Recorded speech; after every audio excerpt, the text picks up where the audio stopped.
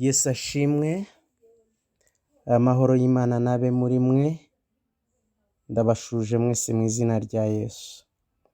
Reka dusangire ijambo ry'Imana, turarisanga mu butumwa bwiza bwa Yohana, igice cyaho cya 4, umurongo wa 13 n'uwa 14. Aravuga ngo, Yesu aramusubiza ati, umuntu wese unywa aya mazi azongera kugira inyota.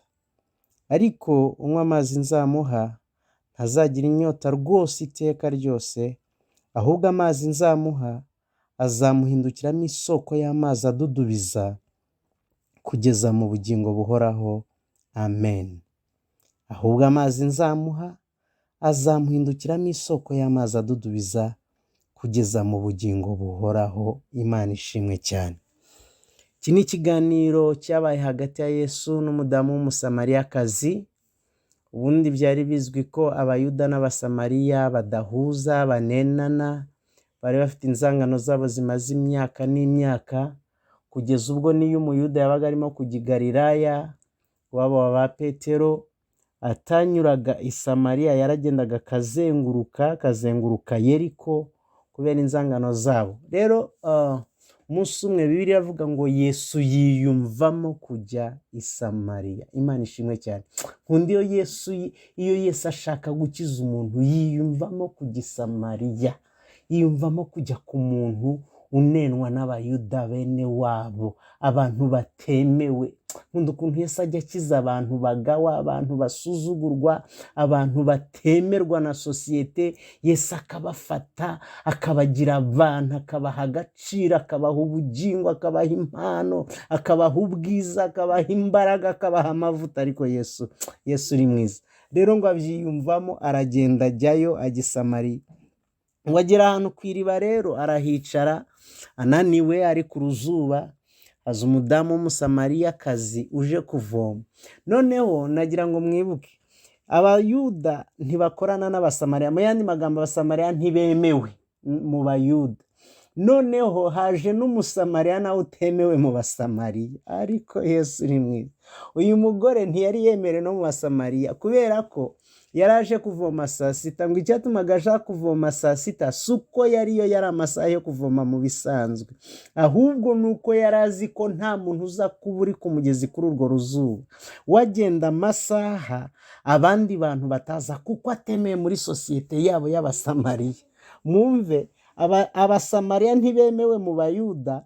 Noneho Yesu ntagiye byibuze no ku musamariya wemewe mu basamariya, agiye ku musamariyakazi utemewe no mu basamariya, waciwe no muri sosiyete yabo.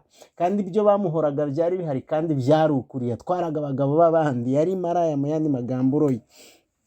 Hanyuma Yesu amusaba amazi yo kunywa. Umugore arayamwima, aravuga ati, ibyo bintu ukoze ntibinaba.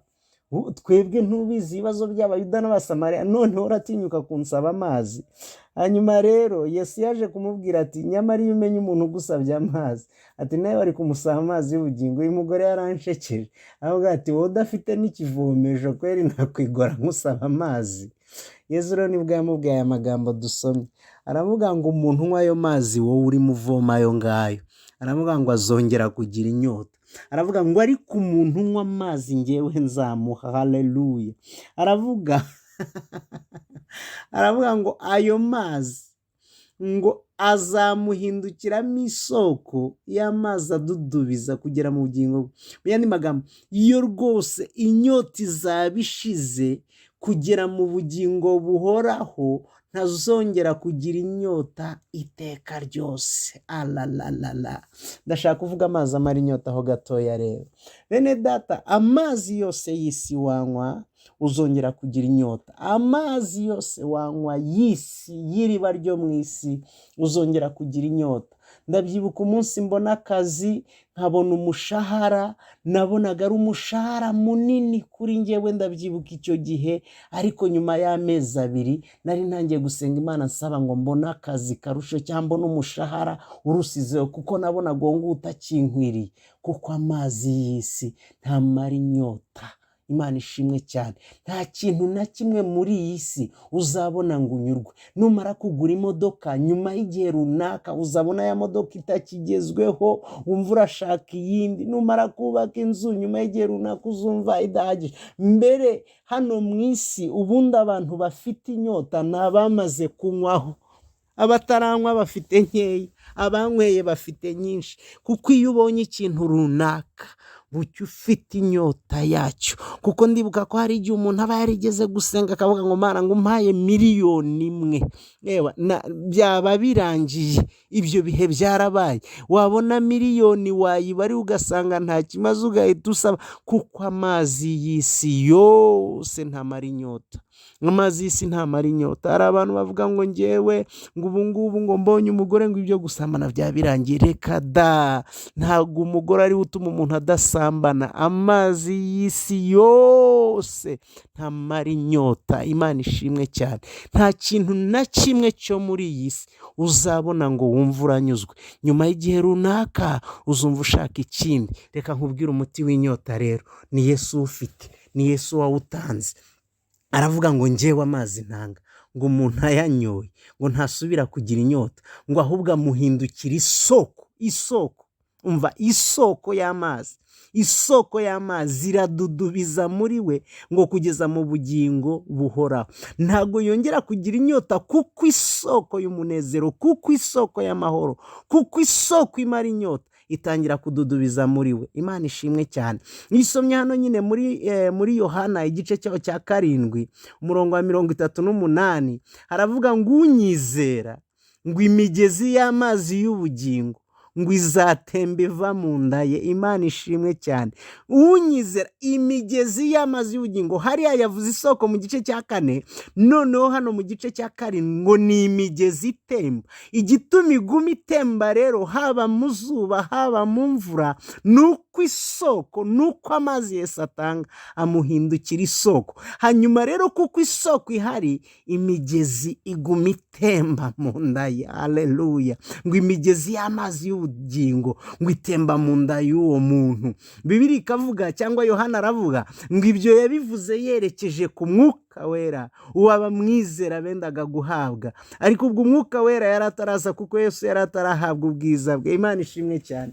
Isoko imara inyota rero ni Umwuka Wera, kandi uyu Mwuka Wera ubonerwa muri Yesu. Ntabwo ab'isi bashobora kumuhabwa kuko batamuzi, kandi ab'isi ni abadafite Yesu. Ariko abamaze guhabwa Yesu, haleluya, ngo imigezi y'amazi y'ubugingo iratemba, isoko y'amazi, haleluya, ngo Imana ishimwe cyane. Ndumva nezerewe. Bene data, ukaba ushaka gushira inyota, ukaba ushaka amahoro, ukaba ushaka kunezerwa ku manywa na nijoro, ukaba ushaka kumererwa neza bitagendanye n'igihe gihari, bitagendanye n'amafaranga ufite kuri konte, bidashingiye ku cyo wariye, bidashingiye ku cyo wambaye, bidashingiye kuri season, biragusaba kwakira impano y'Umwuka Wera iyo Yesu yasezeranije abantu bose bamwizeye. Imana ishimwe cyane. Nasomye ijambo ndarikunda, biravuga ngo hahirwa umuntu wizera Uwiteka, ngo Uwiteka akaba ibyiringiro by'uwo muntu. Bibiliya iravuga ngo uwo muntu ngo azahwana n'igiti cyatewe hafi y'imigezi, ngo kirangije ngo imizi yacyo kishora aho ngaho. Bibiliya rero akantu nari nshatse kuvuga, iravuga ngo muri season, donc ngo ntikizatinya umwaka wacanyemo amapfa. Ni ukuvuga ngo ari season yo kwera cyangwa atari yo kwera, hari izuba cyangwa hari imvura, hari mu mpeshyi, mu rugaryi, no mu itumba, ibyo ntago bibuza iki giti kwera. Uyu muntu wizeye Yesu ntago akangwa n'ibihe, n'izuba n'imvura. Imigezi y'amazi y'ubugingo irakomeza igatemba, kuko isoko iri muri we.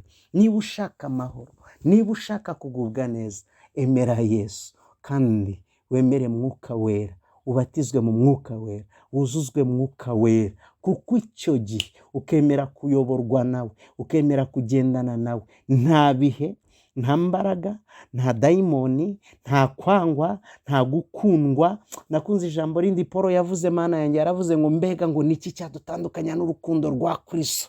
Mu igice cyaho cy'umunani ngira ngo agenda bivuga, ni inzara se, ni ukwangwa, ni ukuvugwa, ni ukubeshyerwa, ni ugutukwa, ni ukwambara ubusa, ni inkota. Aravuga ngo muri ibyo byose nta na kimwe. Kubera iki? Hari isoko muri twebwe, hari isoko muri njyewe iguma idudubiza amazi y'ubugingo, imigezi ikomeza gutemba. Abantu banyanze iratemba, bankunda igatemba, bamvuga neza igatemba, bamvuga nabi igatemba, naba ngaragara nk'uwageze ku nsinzi igatemba, naba ngaragara nk'uwananiwe imbere y'abantu, nabwo imigezi igatemba. Naba mfite amafaranga kuri konti, imigezi igatemba, naba ntayafite igatemba, naba mfite icyonge, imigezi igatemba, naba ntagifite, imigezi igatemba.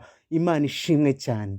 Aravuga ngo nta kintu na kimwe, ikintu gituma ibyo byose bidashobora kugutandukanya n'urukundo rwa Kristo ni imigezi. Ariko uyu muntu udafitiye imigezi, uyu muntu udafitiye isoko, ikintu kimwe kiraba, kumva Imana ntimwumva, ntimwitaho, agatangira kwitotomba. N'icyo Abisirayeli cyababayeho. Burya Abisirayeli imyaka bamaze mu butayu, buri munsi basubiraga muri Egiputa, uko ibitekerezo byabo byasubiraga muri Egiputa, burya babaga basubiye. Nicyo gituma banamaze imyaka myinshi mu butayu. We icyo ngicyo wenda nzakivuga undi munsi. Rero niba udashaka kuguma usubira inyuma bitewe na season, bitewe n'ibyumva, bitewe n'ibyo ureba, iyi migezi y'amazi y'ubugingo itembe muri wowe. Imana y'amahoro ibampera umugisha. Reka dusengane. Mana, turagushimye kuko watanze iri sezerano ryiza, isezerano ry'umwuka wera, kandi uravuga ngo abantu bose bazamuhabwa iyi migezi y'amazi ngo y'ubugingo izatemba muri bo. Sengeye umuntu wese unyumva, bamwe bashatse impano y'umwuka wera ku manywa na nijoro, bajya mu butayu, barara amajoro, bariyiriza, ntibayihabwa. Ariko tubonye ko umuntu utari wayihabwa adashobora gushira inyota y'iby'isi. Ndasenze kugira ngo umuntu wese wumvira ijwi ryanjye umusukire kuri iyi mpano, kubera ko ni isezerano watanze. Uravuze ngo mu minsi y'imperuka, ari iyi ngiyi turimo, uravuga ngo uzasuka umwuka wawe ku bantu bose, abahungu n'abakobwa, bahanura, abakecuru n'abasaza, barote. Ndasenze kugira ngo imyaka yose yaba afite, ikigero cyose cyabari, umuhaye amazi meza amara inyota, kugira ngo agubwe neza mu izina rya Yesu. Urwaye nakire, uboshye nabohorwe, unaniwe naruhurwe nawe mu izina rya Yesu. Amen, amen. Imana ibaha umugisha. Yari mwene so Pastor Sam.